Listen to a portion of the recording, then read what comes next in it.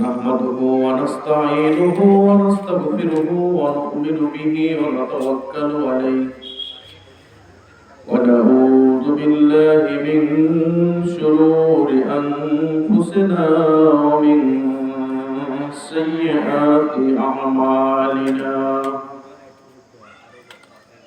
من يهده الله فلا مضل له ومن يضلله فلا هادي له ونشهد أن سيدنا وسندنا وحبيب طبيبنا ومحبوبنا ومولانا محمد الذي أرسله بالحق بشيرا ونذيرا وداعيا إلى الله بإذنه وسراجا منيرا فقد قال الله تعالى في كلامه المجيد والفرقانه الحميد أعوذ بالله من الشيطان الرجيم بسم الله الرحمن الرحيم يا أيها الذين آمنوا اتقوا الله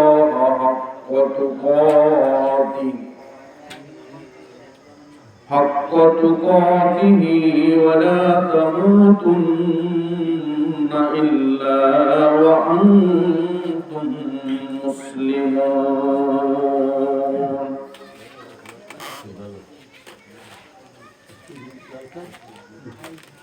فقد قال رسول الله صلى الله عليه وسلم وعن أبي هريرة رضي الله تعالى عنه قال رسول الله صلى الله عليه وسلم لا يؤمن أحدكم حتى أكون أحب إليه من والده وولده والناس أجمعين فقد قال رسول الله صلى الله عليه وسلم للمؤمن على المؤمن 6 خصال يسلم عليه إذا لقيه ويعوده إذا مرض ويشمته إذا عطس ويجيبه إذا دعا ويشهده إذا مات وينصه له إذا غاب أو شهد رواه البخاري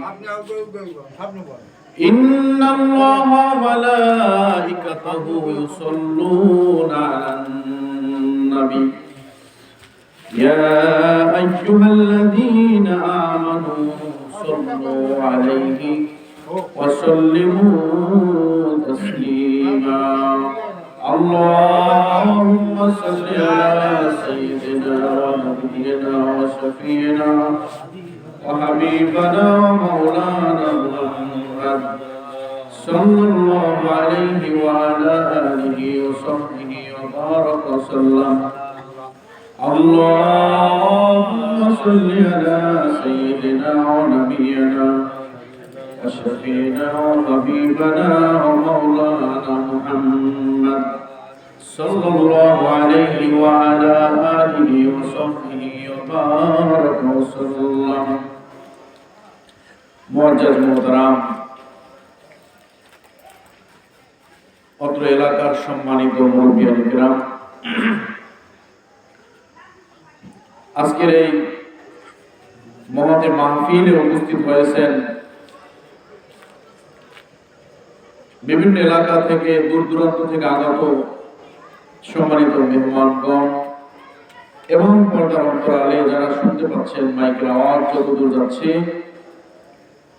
আমার সম্মানিতা মা এবং বোনেরা, সর্বগুণে গুণান্বিতা মা এবং বোনেরা, সকলেই আমার সালাম গ্রহণ করুন। আসসালামু আলাইকুম ওয়া রাহমাতুল্লাহি ওয়া বারাকাতুহু। এটা একটা জান্নাতের বাগান, বলেন ঠিক কিনা? ঠিক। যেখানে দ্বীনের কথা হয়, কোরআনের কথা হয়, সেই মজলিসটাকে আল্লাহ রাসূল বলেছেন এটা একটা জান্নাতের বাগান। সুবহানাল্লাহ। এই জান্নাতের বাগানে বসার মতো নসিব যে আমাদের হয়েছে, দেখেন আজকে 5 ডিসেম্বর 2024, আজকে আমরা এই যে ইশার নামাজের পরে এখানে এরকম সুন্দর একটা মজলিসে বসতে পেরেছি। আজকে সকাল থেকে চিন্তা করে দেখবেন অনেক মানুষ ফজরের নামাজ পড়েছে, কিন্তু এই ইশার পর্যন্ত এখন আর তিনি বেঁচে নাই। ঠিক কিনা বলেন তো? অনেক মানুষ আজকে ফজরের নামাজ পড়েছে, জোহর নামাজও পড়েছে, আসর নামাজের আগেই দুনিয়া থেকে বিদায় নিয়ে গেছে। আবার অনেক মানুষ মাগরিবের নামাজ পড়েছে, ইশার নামাজটা করতে পারে না, আছে না? আবার অনেক মানুষ অসুস্থ হয়েছে, স্ট্রোক করেছে, হাসপাতালের বিছানায় শুয়ে আছে, আইসিইউর মধ্যে আছে, ইশার নামাজটা করতে পারে না। আল্লাহ রাব্বুল আলামিন আমাদেরকে এরকম কঠিন বিপদ থেকে হেফাজত করেছেন। ঝগড়াঝাটি, মামলা মোকদ্দমা, মৃত্যুর মতো কঠিন বিপদ, দুর্ঘটনা, অ্যাক্সিডেন্টের হাত থেকে হেফাজত করেছেন এবং এরকম একটা দ্বীনি মজলিসে বসার মতো আমাদেরকে তৌফিক দান করেছেন। এজন্য আমরা সকলে শুকরিয়া আদায় করি, আলহামদুলিল্লাহ। আলহামদুলিল্লাহ। সকলে জোরে সোরে বলেন আলহামদুলিল্লাহ। আলহামদুলিল্লাহ।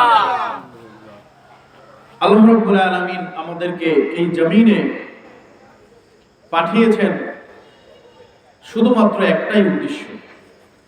সেই উদ্দেশ্যটা হচ্ছে, বলেন তো কি? ওমা খালাকতুল জিন্না ওয়াল ইনসা ইল্লা লিয়াবুদুন। আল্লাহ রাব্বুল আলামিন বললেন, মানুষ শুনে রাখো, পৃথিবীর মধ্যে যত মানুষ আমি সৃষ্টি করেছি, যত মাখলুক সৃষ্টি করেছি, এই 18,000 মাখলুকের মধ্যে একমাত্র মানুষ এবং জিন জাতিকে আমার ইবাদত করার জন্যই সৃষ্টি করেছি। আর সমস্ত মাখলুককে এই মানুষের ইবাদতের কাজে উপকার করার জন্য, সাহায্য করার জন্যই সৃষ্টি করেছি। আপনার ইবাদত করার জন্য আপনাকে সুস্থ থাকতে হবে, আপনাকে খাবার খেতে হবে, বলেন ঠিক কিনা? আমরা যে খাবারগুলো খাই, আমাদেরকে যে আল্লাহ তাআলা খাবারগুলো খাওয়ান, এই খাবারগুলো আমরা নিজে নিজে তৈরি করতে পারি না? পারি। এই পৃথিবীর মধ্যে যত মাখলুক আপনি দেখেন, সমস্ত মাখলুক আমাদের উপকারের কাজে নিয়োজিত, ঠিক না? একটা বিষাক্ত সাপ আপনি মনে করতে পারেন যে এই সাপটা আল্লাহ তাআলা কেন বানাইল?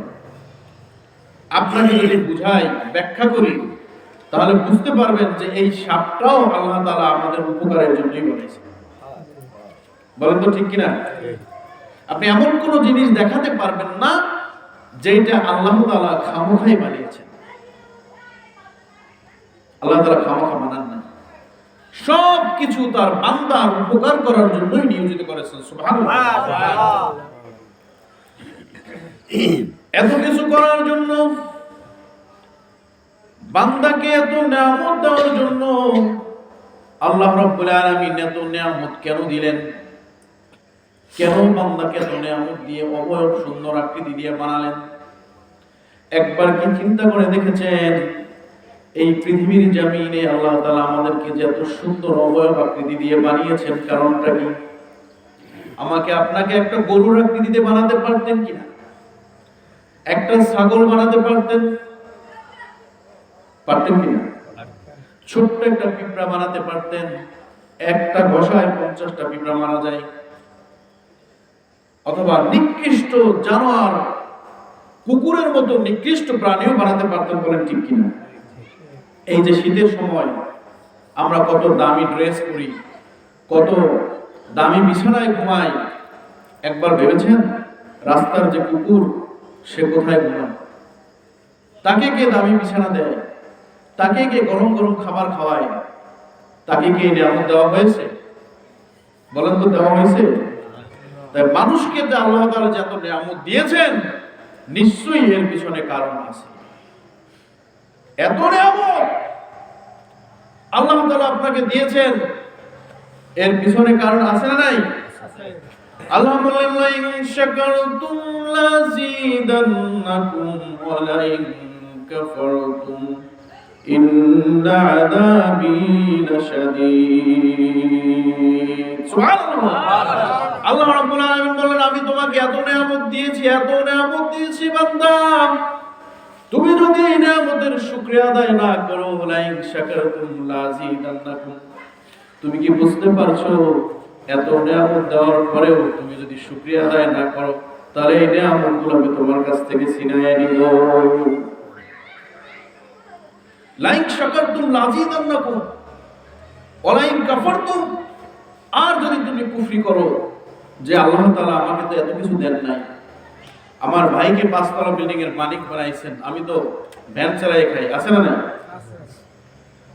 একই বাড়িতে থাকে, ঢাকায় বাড়ি করছে, বড় চাকরি করে, তার তো কিছুই নাই। এখন যদি বলে আল্লাহ তাআলা আমাকে সম্পদ দেন নাই, আল্লাহ তাআলা আমাকে বাড়ি দেন নাই, জমিন দেন নাই, আমার ভাইয়ের 3টা ছেলে, আমার একটা ছেলেও নাই, আমার শুধু মেয়ে, এই যে হতাশা, এই যে কুফরি করা, আল্লাহ তাআলার প্রশংসা থেকে দূরে থাকা, এটাই হচ্ছে কুফরি। আল্লাহ তাআলা আপনাকে সর্ব অবস্থায় যেভাবেই রাখেন শুকরিয়া আদায় করতে হবে। কারণ আল্লাহ তাআলা বললেন, আমি তোমাকে কত নিয়ামত দিয়েছি, কত নিয়ামত দিয়েছি, তুমি যদি একবার চিন্তা করে দেখো বান্দা, আমি কত সুন্দর আকৃতির তোমাকে 2টা চক্ষু দান করেছি। যার 2টা চক্ষু নাই সে বোঝে 2টা চক্ষুর মূল্য কত, বলেন ঠিক কিনা? পৃথিবীর কোন বিজ্ঞান 1000 কোটি টাকার বিনিময়েও 2টা চক্ষু দিতে পারবে? বলেন পারবে কি? আপনাকে কত দামি মেমোরি দিয়েছেন, কত দামি স্ট্রাকচার গঠন আপনাকে দিয়েছেন, এরপরও আপনি বলবেন আমাকে আল্লাহ তাআলা দেন না। আল্লাহ তাআলা আপনাকে সব দিয়েছেন, আপনি বুঝতে পারতেছেন না। আপনাকে পরীক্ষার সম্মুখীন করেছেন, আপনি বুঝতে পারেন না। আপনাকে পরীক্ষা দিতে হচ্ছে, এই দুনিয়াটা এমন পরীক্ষার জায়গা। আল্লাহ বলেন, বান্দা আমি তোমার জন্য 2টা রাস্তা বানায় রাখছি, আমি তোমার জন্য 2টা রাস্তা বানায় রাখছি, একটা হচ্ছে জান্নাতের রাস্তা, একটা জাহান্নামের রাস্তা। এই যে রাস্তাটা দিয়ে আপনারা, যে সড়ক দিয়ে আপনারা যেখানেই যান না কেন, এই রাস্তা দিয়ে একদল মানুষ সুদ ঘুষের কারবার করে, একদল মানুষ খারাপের রাস্তায় যায়, আর একদল মানুষ ভালো রাস্তায় যায়, বলেন ঠিক কিনা? এই রাস্তা দিয়ে কেউ মাহফিল শুনতে আসবে, আবার এই রাস্তা দিয়ে কেউ খারাপের কাজেও যাবে। এজন্য আল্লাহ বললেন 2টা রাস্তা তোমাদের জন্য বানিয়েছি। কয়টা রাস্তা? একটা হচ্ছে জান্নাতে, আর একটা কি বলেন তো? জাহান্নামের রাস্তা। এই জান্নাতের রাস্তায় যাওয়ার তোমার সুযোগ আছে, আবার জাহান্নামের রাস্তায় যাওয়ার আছে না নাই? আপনি যদি জান্নাতের রাস্তায় যেতে চান তাহলে আপনাকে ভালো পথে চলতে হবে, আর যদি জাহান্নামের রাস্তায় যেতে চান কেউ বাধা দেবে না, আল্লাহ তাআলা আপনাকে বাধা দিবেন। আল্লাহ তাআলা কি আমাকে আপনাকে বাধা দেন? আমরা যারা সুদ ঘুষ খারাপ কাজের সাথে জড়িত, সমাজের ঘৃণিত কাজের সাথে জড়িত, বাবা মার সাথে খারাপ ব্যবহার করা, নামাজ ঠিক মতো না পড়া, অন্যায় অশ্লীলতার সাথে জড়ানো, কখনো কি আল্লাহ তাআলা আপনাকে বাধা দিয়েছেন? বলেন তো, বাধা দিয়েছেন কিনা? দিবেন বাধা? কখনো দিবেন না। আপনাকে করার সুযোগ দিয়েছেন, বান্দা তুমি সবই করতে পারো, তোমাকে আমি বুদ্ধি দিয়েছি, বিবেক দিয়েছি, ব্রেন দিয়েছি, মস্তিষ্ক দিয়েছি, 2টা সুন্দর অবয়ব আকৃতির হাত দিয়েছি, কত সুন্দর গঠন কাঠামো দিয়েছি, স্ট্রাকচার দিয়েছি। তুমি যদি এরপর অশুকর করো, আমি আল্লাহ তাআলা তোমার কাছ থেকে শুকরিয়া কেড়ে নিব। তোমার নিয়ামতগুলোকে আমি কেড়ে নেব, কারণ তুমি শুকর আদায় করো নাই। আমি তোমাকে দুইটা রাস্তা দিয়েছি, এই দুইটা রাস্তায় চলার স্বাধীনতাও তোমাকে দিয়েছি। বান্দা, তুমি যদি ভালো রাস্তায় চলে জান্নাতের অধিবাসী হয়ে যাও, এই জন্য আমি আল্লাহ রাব্বুল আলামিনের কোনো ক্ষতি হবে না। তুমি যদি জাহান্নামের রাস্তায় চলো, জাহান্নামে চলে যাও, সেই জন্য আমি আল্লাহ রাব্বুল আলামিনের কোনো লাভ হবে না। কারণ জান্নাত বানিয়েছি তোমার জন্য, জাহান্নাম বানিয়েছি তোমার জন্য। এই জন্য তুমি জান্নাতে যাইবা নাকি জাহান্নামে যাইবা, এই সিদ্ধান্তটাও তোমাকে নিতে হবে। দুইটা রাস্তা আমি তোমাদের জন্য বানিয়েছি। কয়টা রাস্তা? আমরা জেনে শুনে বুঝে এই দুইটা রাস্তার যে কোনো একটা রাস্তা আমাদেরকে অর্জন করতে হবে। আল্লাহ রাব্বুল আলামিন বললেন, ফারিকুন ফিল জান্নাতি ওয়া ফারিকুন ফিস সাঈর। বান্দা, তোমার জন্য দুইটা রাস্তা বানিয়েছি, একটা হচ্ছে জান্নাতের, একটা জাহান্নামের। এই জান্নাতের রাস্তায় চলার স্বাধীনতা আমি তোমাকে দিয়ে দিলাম, আবার জাহান্নামের রাস্তায় চলার স্বাধীনতা আমি তোমাকে দিয়ে দিলাম। বান্দা, যদি তুমি ভালো কাজ করো, বান্দা তুমি যদি সুদ ঘুষ থেকে মুক্ত থাকো, 5 ওয়াক্ত নামাজ জামাতের সাথে আদায় করো, বাবা মার সাথে ভালো ব্যবহার করো, পীর উস্তাদের সাথে ভালো ব্যবহার করো, কোনোদিন খারাপ কাজের সাথে জড়িত না হও, অন্যায় অত্যাচার অশ্লীলতায় না জড়াও, খামোখা মানুষের সাথে খারাপ ব্যবহার না করো, গরিব দুঃখী ও এতিম মিসকিনদের সাথে খারাপ ব্যবহার না করো, জোর করে কারো জমিনের আইল না ঠেলে কাউকে না ঠকাও, ভাই বোনের হক যদি নষ্ট না করো। পৃথিবীর মধ্যে যতগুলো ভালো কাজ আছে তুমি যদি করার চেষ্টা করো, বান্দা তুমি যখন দুনিয়ার জমিন থেকে বিদায় নেওয়া যাবে, তোমার রূহটাকে যখন আলমে বারজাখের মধ্যে নেওয়া হবে, ওইখান থেকে সিদ্ধান্ত নিয়ে তোমার রূহটাকে ইল্লিনে পাঠিয়ে দেওয়া হবে। এই ইল্লিন থেকে কিয়ামতের কঠিন ময়দানে যখন উঠানো হবে, আবার কিয়ামতের কঠিন ময়দান থেকে তোমাকে সিদ্ধান্ত দিয়ে জান্নাতুল ফেরদাউসের মধ্যে ঢুকিয়ে দেওয়া হবে। সুবহানাল্লাহ, সুবহানাল্লাহ, আস্তাগফিরুল্লাহ। তুমি যে দামি জান্নাতটা পেয়ে যাবে এতগুলো ভালো কাজ করার জন্য, এই দামি জান্নাত পাওয়ার কারণে আমি আল্লাহ রাব্বুল আলামিনের কোনো ক্ষতি হবে না। আবার তুমি যদি সুদ ঘুষের সাথে জড়িয়ে পড়ো, খারাপ কাজ করো, মানুষের সাথে খারাপ ব্যবহার করো, অন্যায় করো, অশ্লীলতা করো, মানুষকে ঠকাও, ভাই বোনের হক নষ্ট করো, দুনিয়ার যতগুলো খারাপ কাজ আছে সব খারাপের সাথে জড়িত থাকলে, নামাজ পড়ো না, রমজান আসলে রোজা রাখো না, দোকানের মধ্যে আটকায়া রমজান মাসে চা তামাক খায়, বিড়ি খায়, সিগারেট খায়, আছে না নাই? আপনাদের লাগে তো নাই? রমজান মাসে রোজার সময় যে সমস্ত দোকানে রমজান মাসে দিনের বেলা পর্দা টানিয়ে তারপরে খাওয়ায়, আমি বলি ওই দোকানগুলোকে বন্ধ করে দেওয়া উচিত। কারণ তারা মানুষের ঈমানটাকে নষ্ট করে দেয়। বলেন ঠিক কিনা? এজন্য রমজান মাসে রোজা রাখার অবস্থায় বেরোজগার গুলো ওই দোকানের মধ্যে গিয়ে দেখবেন দেদারসে তারা বিড়ি সিগারেট টানতেছে, চা খাচ্ছে, যা মন চায় তা করতেছে। আল্লাহ বলেন তুমি এনজয় করো, আল্লাহ বলেন তুমি দুনিয়াটাকে এনজয় করো, মৃত্যুর পরে আর তোমার জন্য কিছুই নাই, সোজা জাহান্নামে চলে যাও। কারণ আমার হুকুমকে ডাইরেক্ট অমান্য করার কারণে তোমার জন্য কোনো আর বিচারের ব্যবস্থা নাই, সরাসরি তোমার রূহটাকে ইল্লিনে নয় সিজ্জিনে পাঠিয়ে দেওয়া হবে। মানুষ যখন মারা যায়, কবরে যখন রাখা হয়, কবরে রাখার সময় ইমাম সাহেব হুজুর তাকে লাশটা রাখার সময় বলেন বিসমিল্লাহি ওয়া আলা মিল্লাতি রাসূলিল্লাহ। আল্লাহ রাসূলের মিল্লাতে আদর্শ রেখে দিলাম, কিন্তু আল্লাহ রাসূলের আদর্শ মোটেও পালন করে নাই। আছে না? আছে।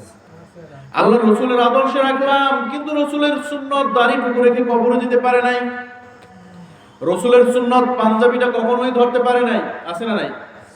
মারা যাওয়ার পর যদি রাসূলের আদর্শ কবরে রাখছে কথা বললাম, আর সাথে সাথেই কি রাসূলের আদর্শ হয়ে গেল? হবে কি না? না। বলেন হবে? না। বাবাকে 30 বছর বাবার দেখাশোনা করে নাই, বাবার খেদমত করে নাই, বাবার ভরণ পোষণ দেয় নাই, বাবাকে কোনো কিছু করে নাই, আজকে বাবা মারা গেছে, এখন আয়সা গরু জব করে খাওয়াইতেছে। আছে না নাই? তাতেই কি সব অর্জন হয়ে যাবে? গ্রামবাসী হাসাহাসি করবে না? বলবে না যে বাপের জিগায় নাই 30 বছর, আজকে বাপে মরছে, এখন গরু জব দিয়ে খাওয়ায়। ঠিক অনুরূপ ভাবে রাসূলের আদর্শ না নিয়ে যদি বান্দা তুমি কবরে যাও, রাসূলের আদর্শ তো দূরের কথা, আল্লাহ রাসূলের আদর্শ নিয়ে কবরে রাখলাম এই কথা বললি কখনো রাসূলের আদর্শ হয়ে যাবে না। কবরে রাখার সময় যখন বলে মিনহা খলাকনাকুম ওয়া ফিহা নুঈদুকুম ওয়া মিনহা নুখরিজুকুম তারাতান উখরা, আল্লাহ রাব্বুল আলামিন বললেন বান্দা তুমি কি একবার ভেবেছো মিনহা খলাকনাকুম আমি তোমাকে মাটি থেকেই সৃষ্টি করেছি, ওয়া ফিহা নুঈদুকুম আবার নির্দিষ্ট সময় পরে এই মাটির মধ্যেই তোমাকে প্রবেশ করাতে হবে, আবার তোমাকে মাটি থেকে উঠে নেব কিয়ামতের কঠিন ময়দানে, অমিনহা নুখরিজুকুম তারাতান উখরা তোমাকে আবার মাটি থেকে উঠে দেব। সেই দিনটা বেশি দূরে নয়, মেহমান হিসাবে আমরা এই কবরে এই দুনিয়া আসছি। ভাইরা আমার, যে আলোচনা করার কথা সেদিকে এখন যাচ্ছি, ভূমিকা বললাম, আপনাদের কষ্ট হইতেছে না? আলোচনা যখন শুনবেন খুব মনোযোগে শুনেন, যদি এখান থেকে একটা কথাও আপনার জীবনের জন্য উপকার হয়, এই উসিলায় হয়তো আল্লাহ তাআলা আপনাকে কবরে, হাসরে, মিজানে, পুলসিরাতে সমস্ত ঘাটিতে পার হয়ে জান্নাতুল ফেরদাউস নসিব করে দিতে পারে। সুবহানাল্লাহ। এই আলোচনার উদ্দেশ্যে যদি আপনার ঈমানের সাথে মৃত্যু হয়ে যায়, ঈমানটা যদি নসিব হয়ে যায়, আলমে বারজাখ থেকে সিদ্ধান্ত হবে আপনার মনটা ইল্লিনে যাবে নাকি সিজ্জিনে যাবে। মানুষকে যখন কবরে রাখা হয়, মুনকার নাকির ফেরেশতা তার হিসাব করার পরে তাকে প্রথম আসমানে নিয়ে যায়। কোথায়? এই প্রথম আসমানে নিয়ে প্রথম আসমানে হযরত আদম সফিউল্লাহর কাছে যায়, ওমর বান্দার রূহ নিয়ে আসছি, আব্দুল করিম হাওলাদার মারা গেছে, তার রূহটাকে নিয়ে আসছি প্রথম আসমানে ফয়সালা করে। আদম সফিউল্লাহ বলে আমার সন্তানকে নিয়ে আসছে, হ্যাঁ ভালো, তো তার অবস্থা কি, আমলের অবস্থা কি?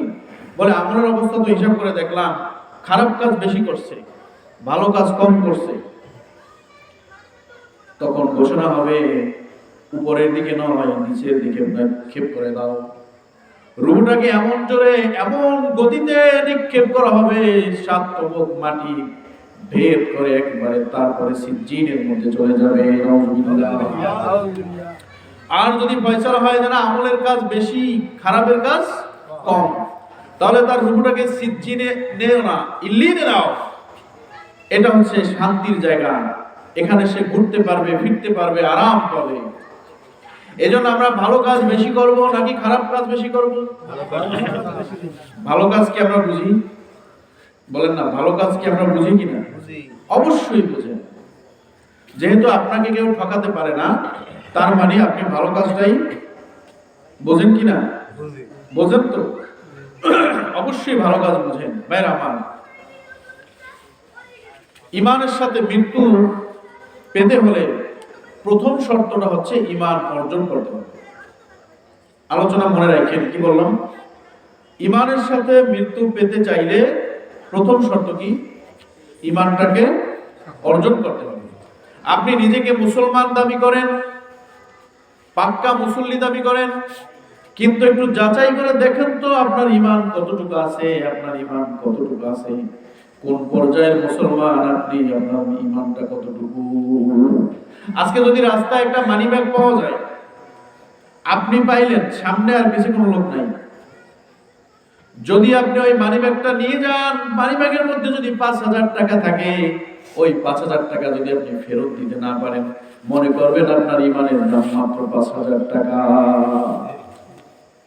বলেন ঠিক কিনা? আর যদি আপনি মানি ব্যাগটাকে ফেরত দিতে পারেন, বলেন কারে দিব? আপনি মসজিদে দিয়ে দেন, ইমাম সাহেবকে বলেন জানায়া দেন, উপযুক্ত প্রমাণ দিয়ে মানি ব্যাগটা নিয়ে যাবে, ব্যাগটা নিয়ে যাবে, তাহলে মনে করতে হবে আপনার ঈমান আছে। আপনি যদি বড় ভাই হন, যদি মনে করেন ছোট ভাই বোনকে কখনোই ঠকান নাই, আমাদের দেশে এই প্রবণতা আমি দেখছি। বড় ভাই যারা, ছোট ভাইরা অনেক সময় বোঝে না, তারা লেখাপড়া করে, আলেম ওলামা হয়েছে, বাবার সম্পত্তি কতটুকু আছে এখনো জানে না। বড় ভাই সব একাই খাইতেছে, ছোট ভাইকে মরার আগ পর্যন্ত বুঝাই দিতে চায়, মরার আগ পর্যন্ত বুঝাই দিতে চায় না। দিলেও নিজে একটু বড়রা ভালো ভালোটা নিল, বাচ্চা নিল, আর বোনদেরকে তো দিতেই চায় না। মনে করবেন আপনার ঈমান একেবারেই নেই। এরকম অনেকগুলো পরীক্ষা আছে ঈমানকে পরীক্ষা করার জন্য। আপনি যদি আপনার মুখ দিয়ে খারাপ কথা বের হয়, আপনি যদি মানুষকে গালি দেন, মনে করবেন আপনার ঈমান বেশি একটা ভালো অবস্থানে নাই। কারণ আপনার মুখ থেকে যেহেতু গালি বের হয়, খারাপ কথা বের হয়, তাহলে অবশ্যই আপনার ঈমানের মধ্যে ত্রুটি আছে। কথা কি বুঝতে পারছেন? এরকম ঈমানের কিছু টেস্ট আছে, পরীক্ষা আছে। আপনি যখন ডাক্তারের কাছে যাবেন, আপনি অসুস্থ, আপনাকে ডাক্তার কি দেয়? টেস্ট দেয় না? পরীক্ষা দেয় কি? পরীক্ষায় যদি যক্ষা ধরা পড়ে, তারপর ডাক্তার ওষুধ লিখে দেয়, নাকি আগে ওষুধ দেয়? আজকে বাসায় গিয়ে শুয়ে শুয়ে একটু পরীক্ষা করবেন নিজের ঈমানটাকে, আমার ঈমান কতটুকু আছে একটু শুয়ে শুয়ে পরীক্ষা করবেন। জীবনে কত মানুষের হক নষ্ট করেছি, জীবনে কত মিথ্যা কথা বলেছি, কত মানুষকে ধোঁকা দিয়েছি, কত মানুষের সাথে খারাপ ব্যবহার করেছি। এই কথাগুলো যদি একবার কল্পনা করেন, চিন্তা করেন, কত সুদ ঘুষ হারামের সাথে জড়িত হয়েছি, কত খারাপ কাজ করেছি, আপনি নিজেই জাজ করতে পারবেন আপনার আমলনামার পালা ভারী না হালকা। যদি দেখেন না আমি 50%-এর বেশি ভালো কাজ করছি আর 50%-এর কম খারাপ কাজ করছি, তাহলে মনে করা যায় আপনার ঈমানের সাথে মৃত্যু হওয়ার সম্ভাবনা আছে। যদি মনে করেন আমি বাবা মার সাথে ভালো ব্যবহার করতে পারি নাই, করি নাই, খারাপ ব্যবহারই বেশি করছি, তাহলে মনে করতে হবে আপনার ঈমানের সাথে মৃত্যুর সম্ভাবনা অনেক কম। এজন্য আপনার ঈমান পরীক্ষা করতে বড় হুজুরের কাছে যাওয়া লাগবে না, আপনি নিজেই আপনার নিজের ঈমান পরীক্ষা করেন। বুঝেন তো কথা? মাছ ধরছেন, এলাকায় মাছ ধরেন না? যদি আপনার বড় ভাগটা নিতে মনে চায়, যদি আপনার শোল মাছের সাইজ বড়টা নিতে মনে চায়, মনে করবেন আপনার ঈমানের অবস্থা খুবই খারাপ। কোরবানির সময় যারা ভাগে কোরবানি দেন, আছে না নাই? আছে। 7 ভাগে কোরবানি দেন, 5 ভাগে দেন, 3 ভাগে দেন। অনেক সময় অনেকে বড় ভাগটা নিতে চায়, অনেক সময় অনেকে পায়রা বেশি নিতে চায়, চামড়াটা বেশি নিতে চায়, ঘিলুটা দেখে কোনটা বড়, আছে না নাই? আপনাদের এলাকায় না থাকতে পারে, তাহলে মনে করবেন আপনার ঈমানের অবস্থা অত্যন্ত খারাপ, অত্যন্ত দুর্বল অবস্থায় আছে। নিজেকে একটু টেস্ট করেন না, নিজেকে একটু পরীক্ষা করেন, নিজেকে একটু টেস্ট করেন, জীবনে কি করলাম, 50 বছর 60 বছর কাটায় দিলাম, নিজের জীবনটাকে কি করলাম। হঠাৎ একদিন ডাক এসে যাবে, যাদের সাথে জীবনে খারাপ ব্যবহার করেছেন তাদের সাথে মাপ চাওয়ার সুযোগটাও থাকবে না। বিনা কারণে যার সাথে খারাপ ব্যবহার করেছেন, ওই লোকটাকে হয়তো কোনোদিন আর পাবেন না, তার সাথে মাপ চাওয়ার মতো সুযোগ থাকবে না। এজন্য যদি কাউকে কোনোদিন ঠকিয়ে থাকেন, তার সাথে মাপ চেয়ে নেন। খারাপ ব্যবহার করে থাকলে মাপ চেয়ে নেন। যদি দুনিয়ার মধ্যে নিজের বাবা মার সাথেও খারাপ ব্যবহার করে থাকেন, যদি বাবা মা জীবিত থাকে, আজকে পায়ে হাত দিয়ে বাবা মার কাছে বলেন, বাবা তোমার সাথে আমি খারাপ ব্যবহার করেছি, মা তোমার সাথে আমি খারাপ ব্যবহার করেছি, জানি না কোন দিন আমার শেষ ডাকটা এসে যায়। আপনারা দেখবেন অনেক মানুষ শহরে যায়, বরিশাল যায়, ঢাকা যায়, বাড়ি পর্যন্ত আর আসতে পারে না, রাস্তায় মারা যায়। কোনোদিন কল্পনা করে না এই রাস্তায় মারা যাবে, মৃত্যুর সময় এক ফোঁটা পানি জুটবে না, মৃত্যুর সময় কাউকে দেখতে পারবে না, বাবা মাকেও দেখতে পারবে না, কোনো মানুষকে না দেখে ছটফট করে মারা যেতে হয়, আছে না নাই? এই জন্য সাবধান, বি কেয়ারফুল, কখনো কারোর সাথে খারাপ ব্যবহার করবেন না, বিনা কারণে অন্যায় অত্যাচার করবেন না। আমরা কি রাজি আছি? এজন্য আমাদের কি ঈমান অর্জন করতে হবে? কি অর্জন করতে হবে? আমাদের কি ঈমান অর্জন করতে হবে, এমন ঈমান যে ঈমান এত দামি। মুসলমানদের ঈমানের মূল্য কম না বেশি? জোরে বলেন। মুসলমানের ঈমানের মূল্য কম না বেশি? মুসলমানের ঈমানের মূল্য এত বেশি, হাজার হাজার লক্ষ লক্ষ কোটি কোটি টাকা দিলেও মুসলমানের ঈমানের সমপর্যায় হবে না। কারণ আমরা ঈমান গ্রহণ করছি কিভাবে? আমানতু বিল্লাহি ওয়া মালাইকাতিহি ওয়া কুতুবিহি ওয়া রুসুলিহি ওয়াল ইয়াউমিল আখিরি ওয়াল কদরি খাইরিহি ওয়া শাররিহি মিনাল্লাহি তাআলা ওয়াল বা'সি বা'দাল মাউত। সুবহানাল্লাহ। আমরা তো ঈমান গ্রহণ করেছি এমন ভাবে, আমরা বলেছি আমানতু বিল্লাহ, আমি ঈমান এনেছি আল্লাহর উপরে। যে আল্লাহ আমাকে সৃষ্টি করেছেন, আমাকে রিজিক দিয়েছেন, আমাকে খাওয়াচ্ছেন, পড়াচ্ছেন, দুনিয়ায় বেঁচে রেখেছেন, দৈনিক 12,500 বার শ্বাস প্রশ্বাস করাচ্ছেন কে? আল্লাহ। সবাই বলেন কে? আল্লাহ। আমাকে খাওয়াচ্ছেন, আপনাকে খাওয়াচ্ছেন কে? আল্লাহ। রিজিকের ব্যবস্থা করতেছেন কে? দুনিয়ায় বাঁচায় রাখতেছেন কে? আল্লাহ। তার উপর ঈমান এনেছি আমানতু বিল্লাহ। একথা যখন প্রথম বলেছি আমি ঈমান এনেছি কার উপরে? আমি ঈমান এনেছি আল্লাহর উপরে, যিনি আমাকে সুন্দর অবয়বাকৃতি দিয়ে দুনিয়ার মধ্যে পাঠিয়েছেন। একটু আগেই বলেছি আল্লাহ যদি চাইতেন আমাকে আপনাকে এই দুনিয়ার জমিনে না পাঠাইতে পারতেন। বলেন ঠিক কিনা? আমরা যখন মায়ের পেটের মধ্যে আসছিলাম, অনেক সময় দেখবেন অনেকে শুনতে পারেন 3 মাস 4 মাসের সময় মিসক্যারেজ হয়ে যায়, অর্থাৎ আল্লাহ তাআলা চান না এই বান্দা দুনিয়ার জমিনে আসবে। এই জন্য মার গর্ভধারণ হয়েছে ঠিকই, কিন্তু গর্ভধারণ সম্পূর্ণ করার আগেই সে বান্দাকে দুনিয়ার জমিন থেকে বিদায় করিয়ে দিয়েছে। এজন্য শুকরিয়া আদায় করব কার জন্য? সবাই কথা বলুন, কার জন্য? আল্লাহ। যে আল্লাহ সুন্দরভাবে 9 থেকে 10টি মাস মায়ের পেটের মধ্যে এত নিয়ামত দিয়ে, এত সুন্দর আকৃতি দিয়ে দুনিয়ার জমিনে আমাদেরকে পাঠিয়েছেন। আমাদের কখনো কষ্ট হয় নাই, এমন সুন্দর স্থানে আমাদেরকে রেখেছেন, আমাদের কখনো কষ্ট হয় নাই। আমরা সুন্দরভাবে দুনিয়ার জমিনে আসতে পেরেছি, এই জন্য প্রশংসা কার করতে হবে? আল্লাহ। আল্লাহ তাআলা সূরা ফাতিহার মধ্যে সর্বপ্রথমে বলে দিয়েছেন আলহামদুলিল্লাহি রাব্বিল আলামিন। বান্দা তুমি একমাত্র আমার জন্য প্রশংসা করো, কারণ তোমার সমস্ত কিছু ভালো মন্দ যা কিছু আছে সব কিছুর একমাত্র নিয়ামতের মালিক আমি আল্লাহ। আল্লাহ বলেন বান্দা তুমি কি একবার খেয়াল করেছো তোমার মায়ের পেটের মধ্যে যখন তুমি আসছো, যখন 40টা দিন হয়ে যায়, তোমার বাবা এবং মায়ের এক ফোঁটা সেই নাপাক পানি থেকে আমি আল্লাহ রাব্বুল আলামিন এক ফোঁটা রক্তে পরিণত করে দিয়েছিলাম। আবার যখন 40 দিন হয়ে যায়, এক ফোঁটা রক্ত থেকে আমি আল্লাহ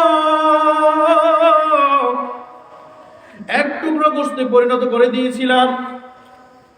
আল্লাহ তাআলা বললেন ফাকাসাউনাল লিযামা লাহমা, আমি এক টুকরো গোশতে পরিণত করে দিয়েছিলাম। আমি চাইলে ওখান থেকেও তোমাকে বিদায় করে দিতে পারতাম। আবার যখন 40 দিন হয়ে যায়, 3 40 120 দিন হয়ে যায়, এরপরও আমি তোমাকে রহমত দিয়ে নিয়ামত দিয়ে তোমার মায়ের পেটের মধ্যে 4 মাসের সময় এই আলমে আরোহ থেকে যাচাই বাছাই করে সুন্দর একটা রূপ তোমার মায়ের পেটের মধ্যে দিয়েছিলাম। আমি যদি চাইতাম তোমাকে এই রূহ নামক নিয়ামতটা দিতাম না, তোমার মায়ের পেটের মধ্যে মিসক্যারেজ করে তোমাকে দুনিয়ার জমিন থেকে বিদায় করে দিতে পারতাম। বলেন ঠিক কিনা?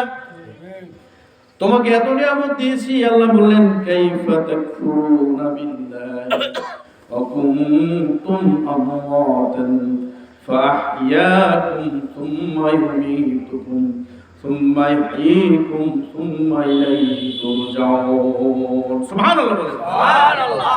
আল্লাহ বলেন বান্দা তুমি তারপরও কুফরি করো কেন? কুফরি করো তুমি কি ভেবেছো তোমার মায়ের পেটের মধ্যে যখন তোমাকে রূহ দিয়েছি, এখন তোমাকে খেতে হবে, বড় হতে হবে, তোমার মায়ের পেটের মধ্যে কি খাবে, কোথায় খাবে, কে খাওয়াবে তোমাকে?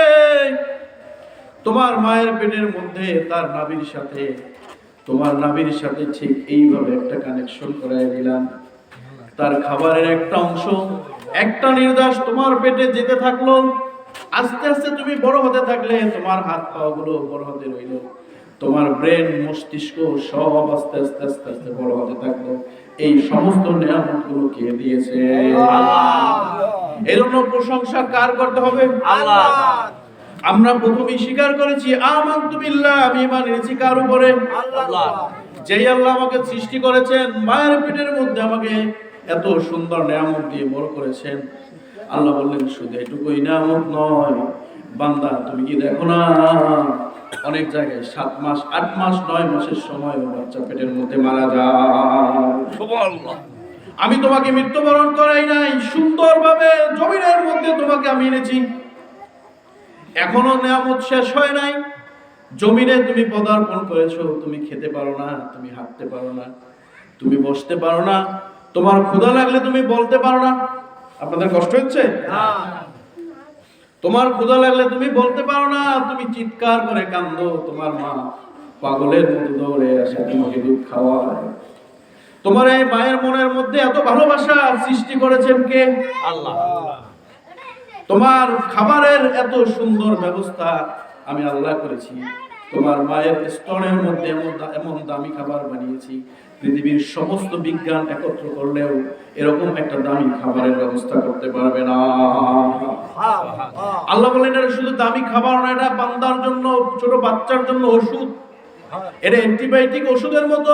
আপনারা দেখবেন যাদের বাসায় ছোট বাচ্চা আছে, দেখবেন ছোট বাচ্চার কখনো কোনো অসুখ হয় না, বলেন ঠিক কিনা?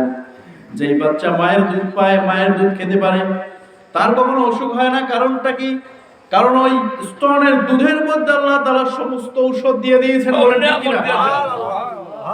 আল্লাহ বলেন এত বড় দামি নিয়ামত তোমাকে দিয়েছি, তুমি এখনো বলতে পারো না, হাঁটতে পারো না, প্রস্রাব করলেও বলতে পারো না, পায়খানা করলেও বলতে পারো না, এত ছোট্ট তুমি কথা বলতে পারো না।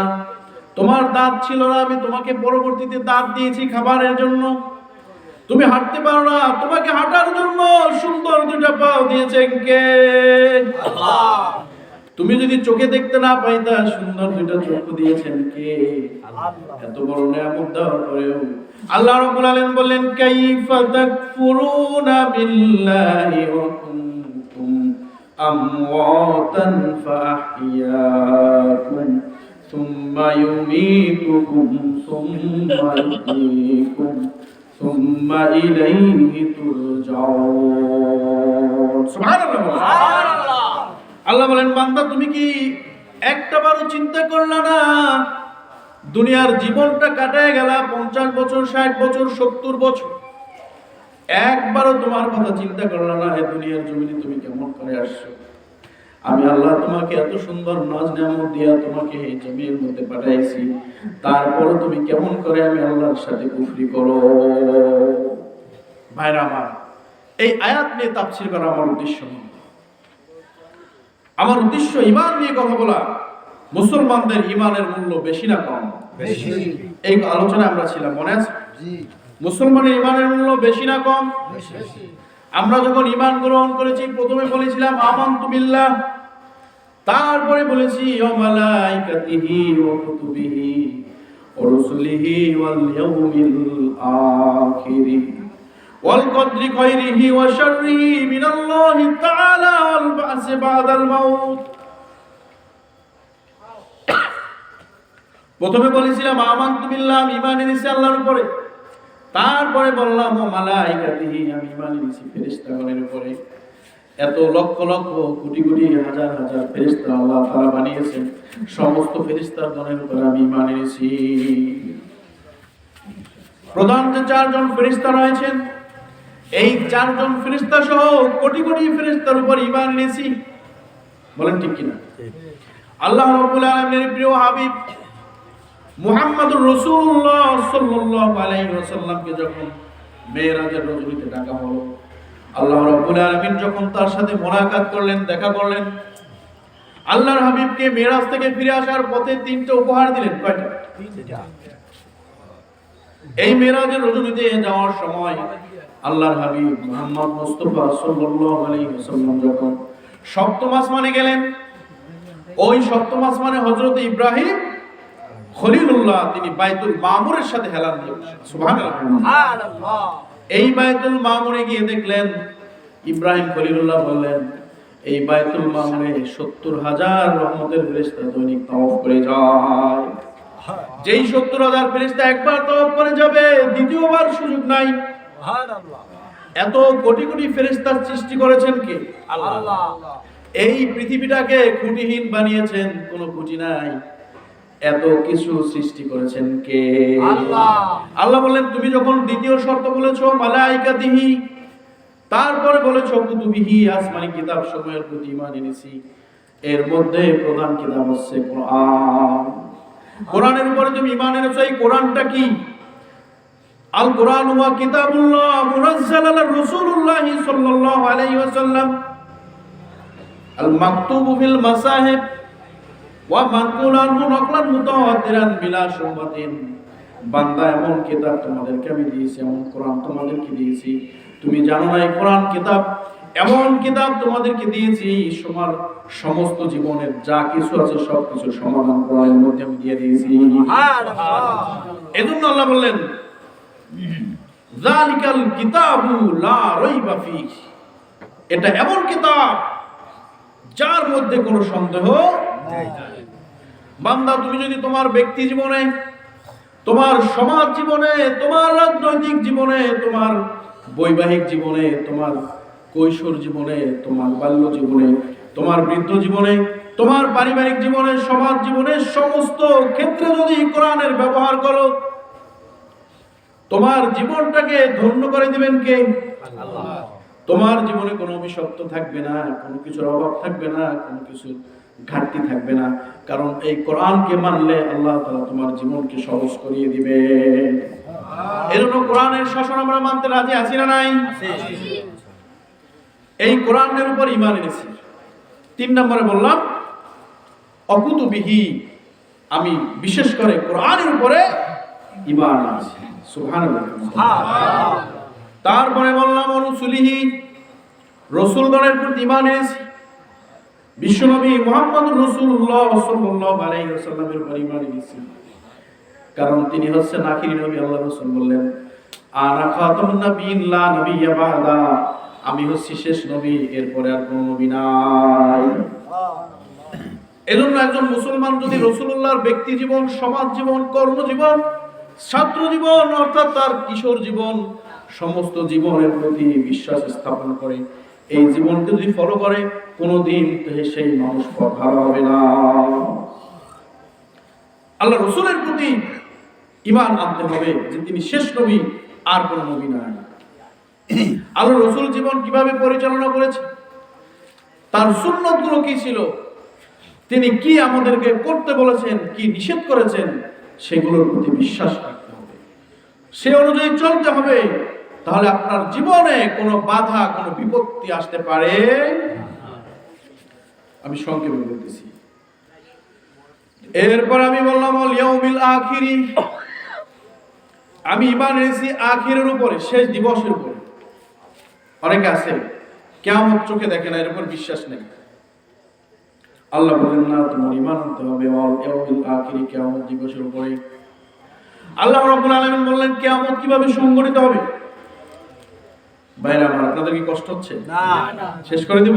না, কিয়ামত কিভাবে সংঘটিত হচ্ছে? আল্লাহ রাব্বুল আলামিন বললেন ইসরাফিল আলাইহিস সালামকে এখন পর্যন্ত, এই মাহফিল চলা পর্যন্ত সিংহায় ফুৎকার দেওয়ার জন্য প্রস্তুত রাখা হয়েছে। যখন আমি হুকুম করব, কোন বলবো, সাথে সাথে ফায়ার হয়ে যাবে, ফুৎকার দিয়ে দেবে। ইসরাফিল আলাইহিস সালাম এরকম সিংহাটা নিয়ে ধরে আছে, তিনি ফুৎকার দেওয়ার জন্য প্রস্তুত। সুবহানাল্লাহ। আল্লাহ রাব্বুল আলামিন নির্দিষ্ট একটা সময় যখন হয়ে যাবে, কিয়ামতের যখন দিনক্ষণ হয়ে যাবে, ইসরাফিল পয়গম্বর ইসরাফিল আলাইহিস সালামকে বলবেন, ইসরাফিল তুমি সিংহায় ফুৎকার দাও। প্রথম ফুৎকার দেওয়ার সঙ্গে সঙ্গে সারা পৃথিবীর মধ্যে এমন কম্পন শুরু হয়ে যাবে, এমন ঝাঁকুনি মারবে, এমন ঝাঁকুনি মারবে, ঝাঁকুনি মারার সঙ্গে সঙ্গে সারা পৃথিবীর মধ্যে যত বড় বড় টাওয়ার দেখেন, যত Mecca tower, Jeddah tower, Burj Khalifa, 80 তলা, 100 তলা, 200 তলা যত বিল্ডিং দেখেন, হাজার হাজার লক্ষ লক্ষ কোটি কোটি ভবনগুলো ভেঙে ভেঙে চুরমার হয়ে পৃথিবীর মধ্যে পড়ে যেতে থাকবে। এই ভূমিকম্পন নাম দিয়ে, এই ভূমিকম্পনের নামে আল্লাহ তাআলা একটা সূরা অবতীর্ণ করেছেন, 30 নম্বর পারায় সূরাতুল জিলজাল। আল্লাহ রাব্বুল আলামিন বললেন ইযা যুলজিলাতিল আরদু জিলজালাহা ওয়া আখরাজাতিল আরদু আথqalaha ওয়া ক্বালাল ইনসানু মা লাহা। সুবহানাল্লাহ। আল্লাহ রাব্বুল আলামিন বলেন ইযা যুলজিলাতিল আরদু জিলজালাহা, যখন এই মহাপ্রলয় শুরু হয়ে যাবে, এই ভূমিকম্প শুরু হয়ে যাবে, হাজার হাজার লক্ষ লক্ষ কোটি কোটি মানুষের অন্তরটা শিহরিত হয়ে যাবে, এমন বড় বিশাল আওয়াজ হবে মানুষ কখনোই শুনে নাই। ওই সময় বদকার মানুষগুলোর কানের পর্দা ফেটে রক্ত বের হতে থাকবে, নাউজুবিল্লাহ। মানুষ দিক বিদিক ছোটাছুটি করতে থাকবে, দৌড়তে থাকবে, মানুষ কোথায় যাবে পাগলের মতো হয়ে যাবে, কোন দিকে যাবে মানুষ দিশা পাবে না। যেদিকে দেখবে বিল্ডিং গুলো, ভবন গুলো ভেঙে ভেঙে পড়তেছে, সাগরের পানিগুলো এভাবে উতলিয়ে 400-500 ফুট উঁচু হয়ে পৃথিবীর মধ্যে আশ্রয় করতেছে। সমস্ত ভবনগুলো ভেঙে ভেঙে খান খান হয়ে পড়তে থাকবে। গাছপালা, নদীনালা যা কিছু আছে একেবারে সব মরুময় বালুর মতো হয়ে যেতে থাকবে। এরপর দ্বিতীয় ফুৎকার দিতে বলবে। আল্লাহ বললেন দ্বিতীয় ফুৎকার দিয়ে দাও। তাফসীরের মধ্যে আসছে 2 বার ফুৎকার দিবেন অথবা 3 বার ফুৎকার দিতে বলা হবে। প্রথম ফুৎকারের সঙ্গে যখন সব ধ্বংস হয়ে যাবে, সমস্ত মানুষ মারা যাবে, মানুষগুলো দৌড়াতে থাকবে, পাগলের মতো ছটফট করবে, কি করবে দিশা পাচ্ছে না। এমন কম্পন আর কখনো মানুষ শুনে নাই।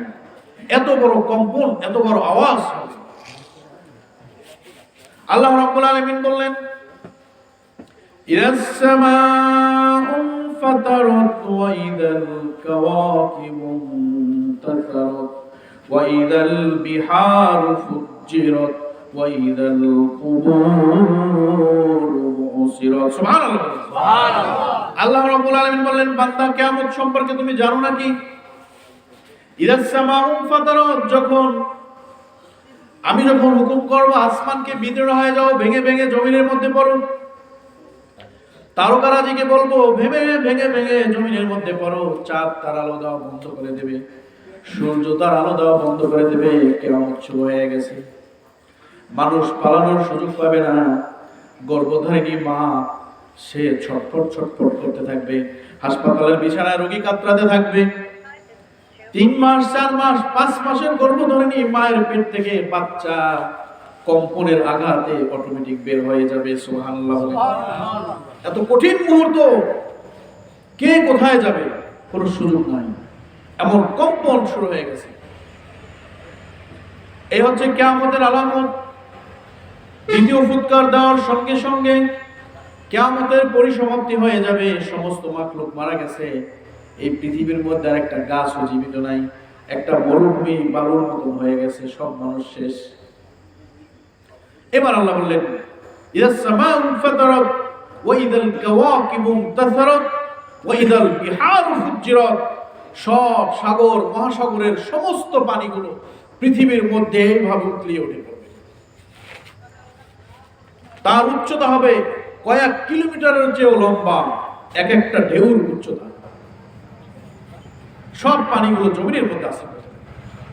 ওয়াইদাল কুবুর মুসিরাত, এরপরে এই মরুভূমির মতো বালু ভরা স্থানের মতো আল্লাহ বলবেন সব কবরগুলো থেকে যে যেখানে মারা গেছে সেখান থেকে উঠে পড়ো। সুবহানাল্লাহ। মানুষ সব স্থান থেকে উঠে উঠে দাঁড়াতে, কেউ কারো দিকে তাকানোর সুযোগ নেই, সবাই ইয়া নাফসি করতে থাকবে।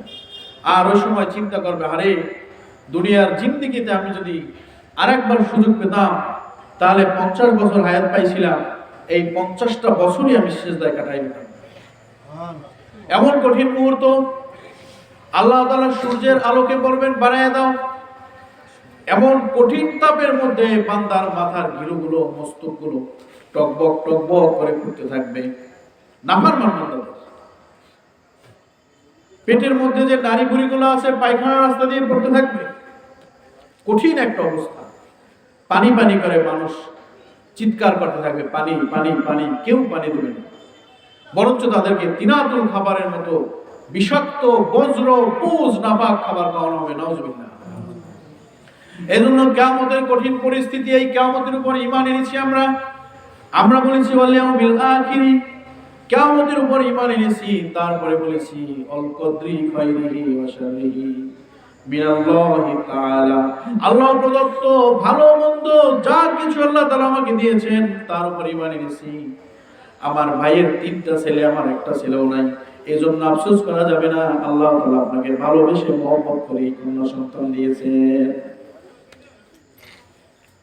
আমার ভাইয়ের বড় বিল্ডিং আছে, আমার নাই, আমি ভূমিকায় বলছিলাম, মনে আছে? আল্লাহ তাআলা আপনাকে ভালোবেসে মহব্বত করে গরিব বানিয়েছেন, কারণ মৃত্যুর সাথে সাথে আপনাকে অল্প হিসাব দিয়ে জান্নাতে পাঠিয়ে দেবেন। এজন্য গরিব হয়েছেন দেখে আফসোস করবেন না।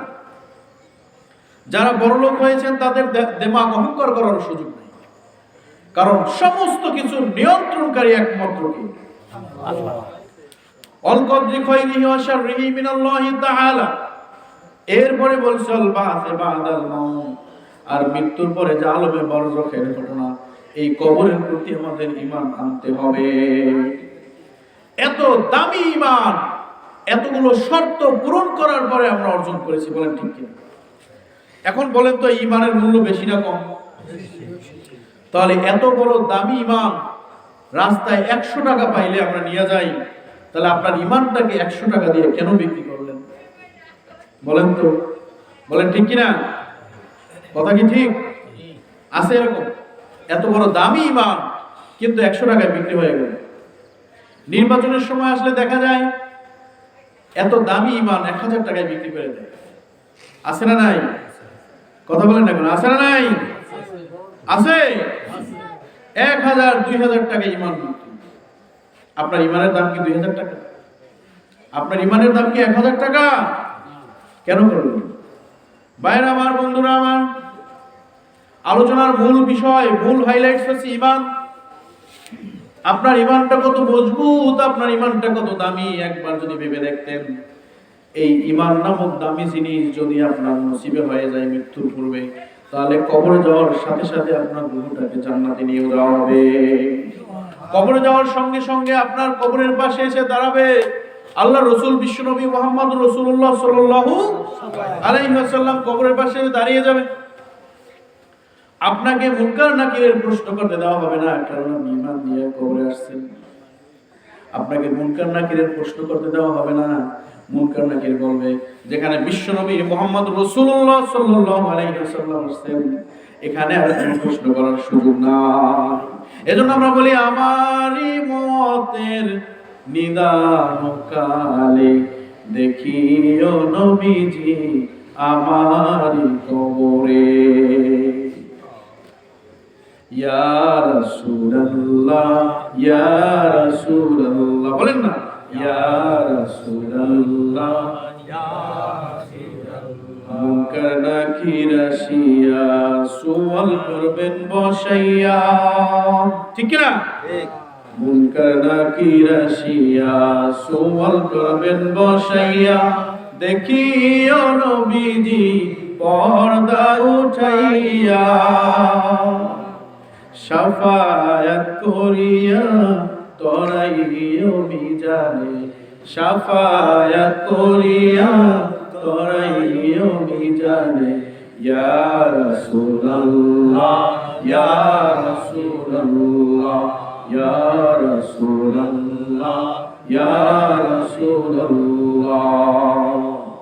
এই রাসূলের মহব্বত ভালোবাসা আমাদের দরকার আছে না নাই? আছে। মৃত্যুর সময় যদি রাসূলুল্লাহ আপনার মাথার শিয়রের কাছে থাকেন, যদি ইশারা করেন, আপনার মৃত্যুটা অবশ্যই ঈমানের সাথে হয়ে যাবে ইনশাআল্লাহ। এজন্য দামি নিয়ামত, ঈমানের মূল্য বেশি না কম? বেশি। আবারও বলতেছি, বলেন ঈমানের মূল্য বেশি না কম? বেশি। মুসলমানদের ঈমানের মূল্য এত বেশি, এত বেশি, এত বেশি পাওয়ারফুল। সেই বদরের যুদ্ধে 17 রমজান রোজা রেখে 313 জন মুসলমান 1000 পদাতিক বাহিনী সৈন্য অস্ত্রধারী সৈন্যদের সামনে তাদের ঈমানের কারণে জয়লাভ করে কালিমার পতাকা বদরের প্রান্তরে উড়িয়ে দিয়েছিল। সুবহানাল্লাহ। মুসলমানের ঈমানের মূল্য এত বেশি, এত বেশি। রমজানের মধ্যে রোজা রেখে 17 রমজান সেই বদর প্রান্তরে 313 জন যোদ্ধা কেমন করে অস্ত্র ছাড়া, সামান্য অস্ত্র নিয়ে 1000 সেনাবাহিনীর সামনে তার ঈমানের পরিচয় দিয়ে বদরের প্রান্তরে কালিমার পতাকা পথ করে উড়িয়ে দিয়েছিল। এরপর উহুদের যুদ্ধে, খন্দকের যুদ্ধে, নাহরানের যুদ্ধে, 50টার অধিক যুদ্ধে রাসূলুল্লাহর সাহাবারা তাদের ঈমান দিয়ে হাজার হাজার সেনাবাহিনীর সামনে জয়লাভ করে কালিমার পতাকাকে পতপত করে উড়িয়ে দিয়েছিল। আজকে ঈমানওয়ালা মানুষের অভাব হয়ে গেছে, আজকে ঈমানওয়ালা মানুষের ঘাটতি হয়ে গেছে। দেখেন ফিলিস্তিনের মাটিতে ঈমান দিয়ে হাজার হাজার মানুষকে মারা হয়েছে, তারপরেও ওই নাস্তিক বেদুইন কাফের মুশরিক ইহুদি ইসরায়েলের সামনে মুসলমান মাথা নত করে না। মুসলমান কি মাথা নত করার জাতি? মুসলমান কখনো কারোর সাথে মাথা নত করতে পারে না, কারণ তার ঈমানের মূল্য অনেক বেশি। 1 বছর 2 মাস 14 মাস যাবত টানা যুদ্ধ চলতেছে। আপনারা দেখেন, একজন মানুষ যারা মোবাইল চালান যদি প্রমাণ করে দেখাইতে পারেন যে সেই ফিলিস্তিনের মাটিতে কোনো মা বোনকে আজও পর্যন্ত কেউ বেপরদা অবস্থায় হিজাব ছাড়া দেখেছেন, আমাকে ছবি দেখান। একই পরিবারের 14 জন 16 জন মারা যাচ্ছে, পুরো বিল্ডিং সহ উড়াই দিচ্ছে, এতগুলো ভবন উড়াই দিয়েছে। জাতিসংঘ বলতে যে টানা 14 বছর যদি কয়েক হাজার স্বেচ্ছাসেবক যদি এটা পরিষ্কার করে, তারপরেও 15 বছর পরিষ্কার করলেও এত হাজার হাজার ভবনগুলোকে ঠিক করতে পারবে না। এত বড় ক্ষতি, মানুষ না খেয়ে দিন কাটাচ্ছে, নামাজ পড়তে যাচ্ছে, মসজিদ উড়াই দিচ্ছে, তারপরও ইহুদি জাতির কাছে মুসলমান মাথা নত করছে? করছে কিনা? মুসলমান কখনো মাথা নত করার জাতি নয়, কারণ তাদের ঈমানের মূল্য এত বেশি, এত বেশি, এত মূল্যবান, কখনোই মুসলমান মাথা নত করবে না। এজন্য বাংলাদেশের নাস্তিকদেরকে আমি বলে রাখি, বাংলাদেশে কিছু নাস্তিক রয়েছে, বাংলাদেশে কিছু মুসলমান নামধারী ইহুদিদের দালাল আছে, ঠিক কিনা বলে? এরা মাথা চাড়া দিয়ে উঠতে চায়, একমাত্র কারণ হচ্ছে আমাদের মুসলমানদের ঈমানের মধ্যে ঘাটতি হয়ে গেছে। মুসলমান যদি এখনো হুঙ্কার দেয়, বাংলাদেশের নাস্তিক গুলো দুলার মতো উড়ে যাবে। কথা বলেন না কেন? ঠিক কিনা? মুসলমান যদি এখনো মাথা চাড়া দেয়, মুসলমান যদি এখন ঈমানের শক্তি দেখায়, ইসকনের মতো এরকম নাস্তিক বেদুইন কাফের মুরতাদ মুশরিক বাংলাদেশ থেকে একেবারে একটা দুলার মতো উড়ে যাওয়ার মতো জাতি হয়ে যাবে। এই দেশে মুসলমানদের বিরুদ্ধে কথা বলে, মসজিদের বিরুদ্ধে কথা বলে, এখানে রাসূলুল্লাহর জীবনী সম্পর্কে কথা বলে, শুধু একটা কারণ, আমাদের ঈমানের মধ্যে দুর্বলতা হয়ে গেছে। বলেন ঠিক কিনা? ঠিক। আজকে যদি আমাদের ঈমানের মধ্যে ঘাটতি না হতো, আজকে যদি আমরা বদরের যুদ্ধের মতো, উহুদের যুদ্ধের মতো এরকম ঈমান দেখাতে পারতাম, ওমরের মতো, আলীর মতো, ওসমানের মতো, আবু বকরের মতো ঈমানওয়ালা দু একটা যুবক থাকতো। বাংলার ঘরে ঘরে এখনো সেরকম যুবক আছে, কিন্তু ঈমানের জোরটা দেখাতে পারতেছে না। আজকে নাস্তিক, মুরতাদ, মুশরিক, বেদুইন, কাফের যা আছে মুসলমানদের সামনে কিছুই না। কারণ মুসলমান কখনো মৃত্যুকে ভয় পায় না, ঈমানকে বাঁচায় রাখতে চায়। বলেন ঠিক কিনা? মুসলমান মৃত্যুকে ভয় পায় না, মুসলমান ঈমানকে বাঁচায় রাখে, কখনো ঈমান কারো সামনে বিলায় দেয় না। যদি বলে তোমাকে বন্দুক দিয়ে গুলি করবো, তুমি বেঈমান হয়ে যাও, মুসলমান কখনো হবে না, কারণ তার ঈমানের মূল্য এত বেশি। 8টা শর্ত পালন করেছে, ঈমান গ্রহণ করেছে, আবার ঈমানটাও ধরে রাখবে, কারণ মৃত্যুর সময় ঈমান নিয়ে এসে কবরে যেতে চায়। ঠিক না বেঠিক? আজকে বিশ্বনবীর জীবনী সম্পর্কে কাফের, মুশরিক, মুরতাদ, মুসলমান নামধারী কিছু শয়তান, আবু জাহেল মার্কা লোক রাসূলুল্লাহর জীবনী সম্পর্কে কলঙ্ক দিতে চায়। মুসলমান যখন শুনে, হাজার হাজার লক্ষ লক্ষ যুবক আপনারা দেখেন না, সেই রাজপথে নেমে যায়, ওরা হুঙ্কার শুনে আবার ঘরের মধ্যে ঢুকে যায়। মুসলমানের ঈমানের মূল্য এত বেশি, এত মূল্যবান, ঈমান কখনো বিক্রি করবে? আল্লাহ বলেন, ইয়া আইয়ুহাল্লাযীনা আমানু ওয়া আমিলুস সালিহাত, ইয়া আইয়ুহাল্লাযীনা আমানু ওয়া আমিলুস সালিহাতি কানাত লাহুম জান্নাতুল ফিরদাউসি নুজুলা খালিদিনা ফিহা লা ইয়াবগুনা আনহা হিওয়ালা قل لو كان البحر مدادا لكلمات ربي لنفد البحر قبل أن تنفد كلمات ربي ولو جئنا بمثله مددا. سبحان الله. আল্লাহ রাব্বুল আলামিন বলতেছেন ইয়া আইয়ুহাল্লাযীনা আমানু, তোমরা যারা ঈমান এনেছো, মুখে স্বীকার করেছো, অন্তরে বিশ্বাস করেছো, তারপরে কাজে পরিণত করেছো। মুখে তো স্বীকার করেছো আমানতু বিল্লাহি ওয়া মালাইকাতিহি ওয়া কুতুবিহি ওয়া রুসুলিহি ওয়াল ইয়াউমিল আখির ওয়াল কদরি খাইরিহি ওয়া শাররিহি মিনাল্লাহি তাআলা ওয়াল বা'সি বা'দাল মাউত। মুখে যখন স্বীকার করেছো যে আমি ঈমান এনেছি, তারপরে কাজে পরিণত করবে কেমনে? নামাজের সময় আসলে জামাতের সাথে 5 ওয়াক্ত নামাজ পড়তে মসজিদে যাও। যখন নামাজে দাঁড়াও আল্লাহর কথা স্মরণ করে, যখন যায় নামাজের সামনে দাঁড়াও, তখন মুসলমান বলে ইন্নী ওয়াজ্জাহতু ওয়াজহিয়া লিল্লাযী ফাতারাস সামাওয়াতি ওয়াল আরদা হানিফা ওয়া মা আনা মিনাল মুশরিকিন। এরপরে যখন আল্লাহু আকবার বলো, আল্লাহু আকবার, আল্লাহ মহান, আল্লাহর নাম যখন স্মরণ করো, তারপরে বলো সুবহানাল্লাহুম্মা বিহামদিকা ওয়া তাবারাকা ইসমুকা ওয়া তাআলা জাদ্দুকা ওয়া লা ইলাহা গায়রুক। এরপরে যখন সূরা ফাতিহা পড়া হয়, সূরা ফাতিহার পরে আবার একটা সূরা পড়ো। এই সূরা ফাতিহার মধ্যে আল্লাহ রাব্বুল আলামিনের প্রশংসা আছে না নাই? আছে। দৈনিক যখন 32 বার সূরা ফাতিহা পড়ি আমরা, কয়বার? 32 বার সূরা ফাতিহা পড়ি আমরা নামাজে যাই। যখন রুকুতে যায় বান্দা বলে সুবহানা রাব্বিয়াল আযীম। কি বলে? সুবহানা রাব্বিয়াল আযীম। 3 বার, 5 বার, 7 বার সুবহানা রাব্বিয়াল আযীম। সেই মহান সত্তা, মহান রবের নামে সুবহানাল্লাহ, তার সমস্ত কিছু পবিত্রতা একমাত্র আল্লাহর জন্য। এজন্য বললেন রুকুতে তুমি থাকো যতক্ষণ, রুকু থেকে সোজা হয়ে দাঁড়ায় থাকো ততক্ষণ, রুকুতে থাকো যতক্ষণ, রুকু থেকে সোজা হয়ে দাঁড়ায় থাকো ততক্ষণ। এই সোজা হয়ে দাঁড়ানোর মধ্যে আল্লাহ রাব্বুল আলামিনের প্রিয় হাবিব একদিন সাহাবায়ে কেরামদেরকে নিয়ে এরকম নামাজ পড়তেছেন। নামাজের মধ্যে এক সাহাবী বলে উঠলো হামদান কাসীরান তাইয়িবান মুবারাকান ফীহি। নামাজের শেষে সমস্ত আমলগুলোর পরে আল্লাহর হাবিব বললেন, কে বলল? আমি তো তোমাদেরকে বলি নাই বলো হামদান কাসীরান তাইয়িবান মুবারাকান ফীহি, কেন বললা? আল্লাহ রাসূলের সাহাবী বললেন, হুজুর আমি যখন রুকুতে ছিলাম, রুকু থেকে সোজা হয়ে দাঁড়ায় যতক্ষণ থাকতে হয়, ওই সময় আমি কি বলবো? আমার চোখের পানি এসে গেছে। আমি মনে করেছি আমার রবের নামে একটু প্রশংসা করি, হামদান কাসীরান, অসংখ্য অগণিত প্রশংসা কার? আল্লাহ। তাইয়িবান মুবারাকান ফীহি, সব কিছু পবিত্রতা, গুণগান যা কিছু আছে একমাত্র আল্লাহর জন্য। আল্লাহর হাবিব বললেন, ঠিক আছে তুমি বলতে থাকো, শুধু তুমি নয়, এখন থেকে যারা এবার তেমনটা করবে তারা অসংখ্য অগণিত সওয়াবের অধিকারী হবে। আবার যখন তুমি সিজদায় যাও বলো সুবহানা রাব্বিয়াল আলা।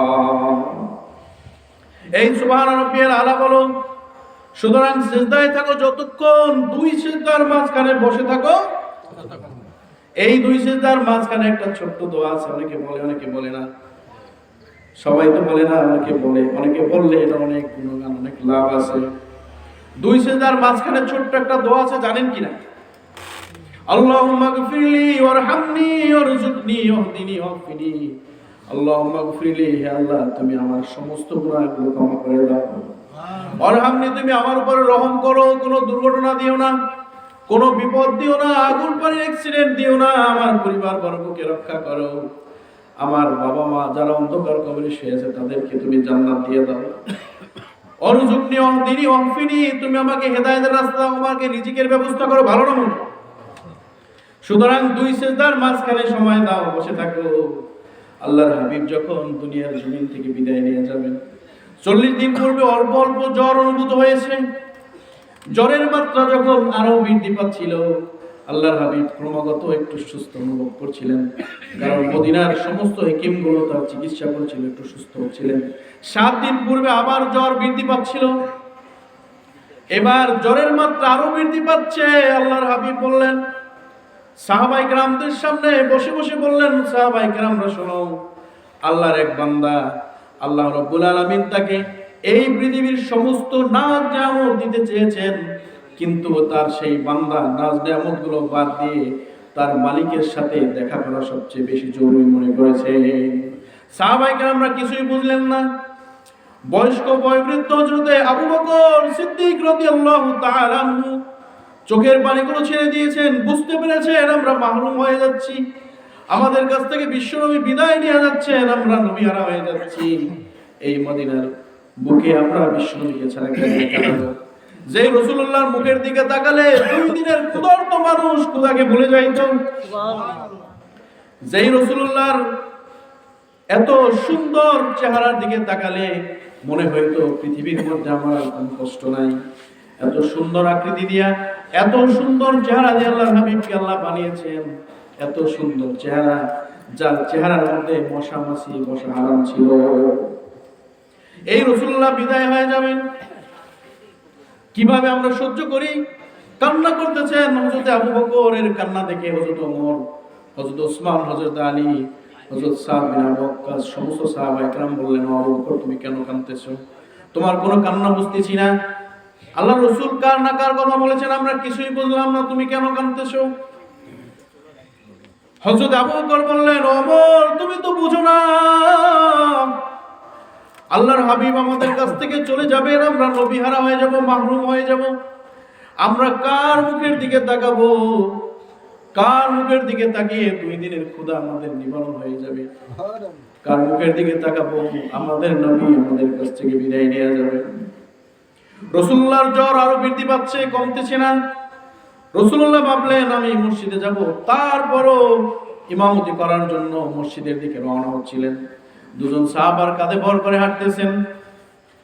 মা আয়েশারে বললেন, আয়েশা আমি হাঁটতে পারতেছি না, আমার শরীর কাঁপতেছে, আমি মসজিদে যাব, আমি দেখতে চাই আমি নবী যখন দুনিয়ার জমিনে থাকবো না, আমি নবীর মৃত্যুর পরে এই দুনিয়ার জমিনে কেমন করে নামাজের কায়েম হয়ে যায়, আমি দেখবো মানুষ কেমন করে নামাজ পড়ে, সেই জামাতটার চেহারা দেখতে চাই।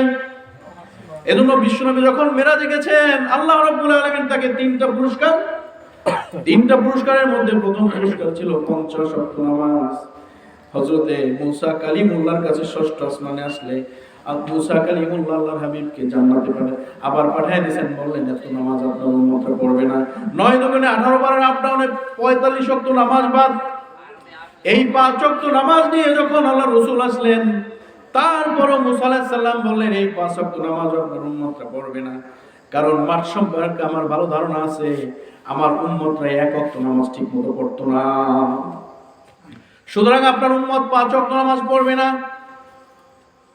আল্লাহর হাবিব বললেন একটা ঘোষণা আছে, যদি আমার উম্মত 5 ওয়াক্ত নামাজ জামাতের সাথে পড়ে আদায় করে, তাহলে আল্লাহ রাব্বুল আলামিন বললেন মান জাআ বিল হাসানাতি ফালাহু আশরু আমসালিহা, বান্দা তুমি যদি 5 ওয়াক্ত নামাজ জামাতের সাথে আদায় করতে পারো, তাহলে প্রতিদিন তোমার আমলনামায় 10 গুণ বাড়ে ওই 50 ওয়াক্ত নামাজের সওয়াব তোমার আমলনামায় দিয়ে দেওয়া হবে।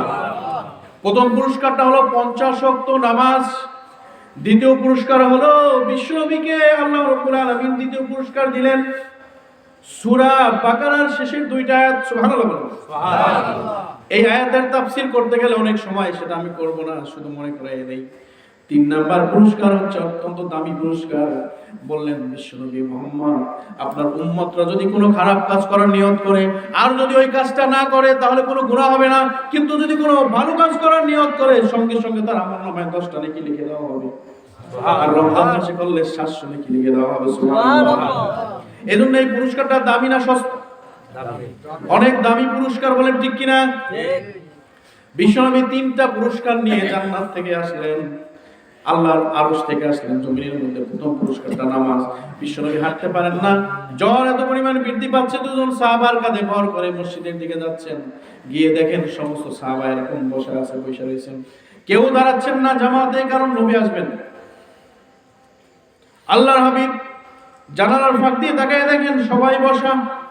আবু বকরকে বললেন তুমি দাঁড়ায় যাও, আজকে আমি